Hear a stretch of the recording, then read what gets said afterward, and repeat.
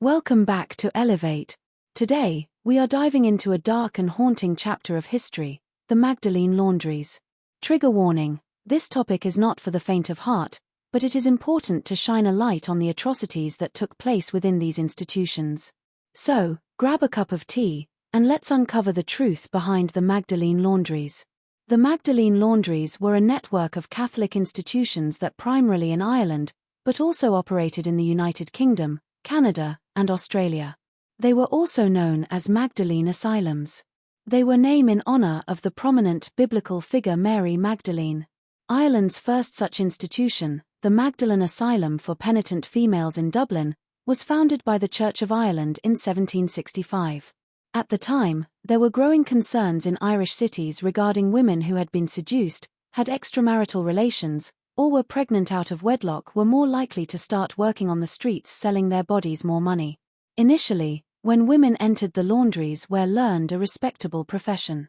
The idea was that they'd employ these skills to earn money after being released. Their work supported the institution while they were there. As time went on, women who were seen as a burden on their families were sent to the laundries. Most of the women had not been legally convicted of a crime. The aim of the institutions was to rehabilitate fallen women or those who were perceived as immoral. The laundries continued until the 20th century, with the last one closing its doors in 1996. However, what started as a supposed act of charity quickly devolved into a nightmare for the women who were held captive within the walls of the Magdalene Laundries. The laundries were overcrowded with limited living spaces, inadequate food, and inadequate medical care. The women had no freedom, no autonomy, and no voice. They were stripped of their dignity, their humanity, and their sense of self-worth. They were prisoners who were treated as less than human and constantly reminded of their perceived sins and shortcomings. They were often forced to atone for sins that weren't their own. This could include coercive measures, including shaven heads, institutional uniforms, bread and water diets, restricted visiting, supervised correspondence, solitary confinement, and even flogging. The women were also subjected to harsh working conditions, forced to carry out grueling manual labor, often working long hours for little to no pay. The women also experienced physical and emotional abuse. Many of these women were never able to leave, as they were essentially held captive in these institutions for prolonged periods of time, often years if not decades. This is because from the little pay the women received from working in the laundries, money was deducted for room and board, which was often charged at a high rate.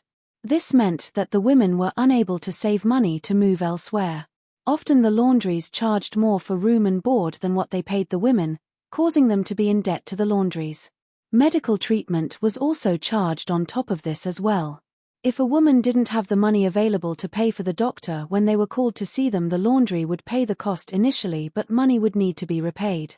It wasn't until the late 20th century that the truth about the Magdalene Laundries began to surface.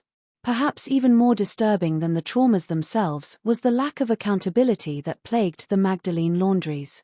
For decades, the institutions operated with impunity, shielded by the Catholic Church and the Irish government. Survivors who spoke out about their experiences were often dismissed or silenced. It wasn't until the late 20th century that the truth about the laundries began to come to light, thanks to the bravery of the women who spoke out and the tireless efforts of activists and journalists. In 2013, the Irish government issued a formal apology to the survivors of the Magdalene Laundries, acknowledging the suffering and harm that had been inflicted upon them. The government also set up a compensation scheme to provide financial restitution to the survivors, many of whom had spent decades trying to rebuild their lives after leaving the institutions. While the apology and compensation were a step in the right direction, many survivors felt that it was too little, too late, and that more needed to be done to address the lasting trauma and impact of the laundries. It has been reported that the Irish government were aware of the circumstances within the Magdalene Laundries and quietly supported the laundries anyway. Irish news reports from 2018 shares the traumatizing story of one of the survivors. After growing up in a church-operated orphanage where she has been left permanently scarred after being repeatedly whipped by a nun, the woman was sent to a High Park Magdalene laundry in 1947 at the age of 16, where the abuse continued. Still at High Park Magdalene Laundry in 1954 at the age of 23, The woman experienced SA and was impregnated by priest.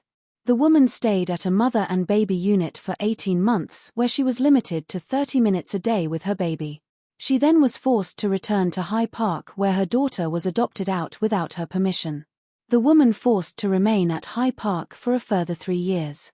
It wasn't until approximately 1994 the woman was able to track her daughter down. As many of the women who were enslaved in the laundries were unwed and either pregnant or a mother, there were often babies or young children with the laundries as well.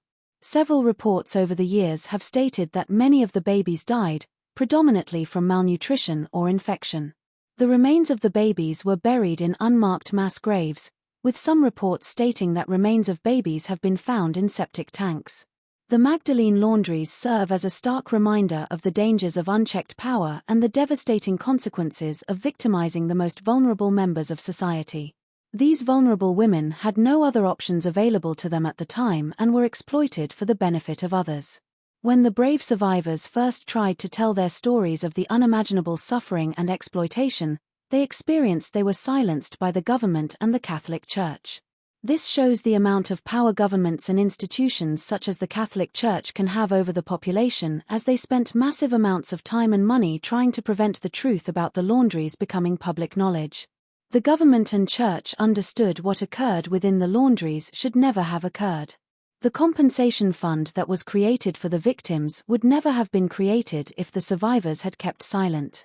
It is important to remember the stories of these women and to ensure that such atrocities are never allowed to happen again. Several documentaries and dramatized programs have been made over the last 20 years showing what life within the Magdalene Laundries was like. Thank you for watching, and be sure to like, comment, and subscribe for more thought-provoking content. Until next time, stay curious and stay informed.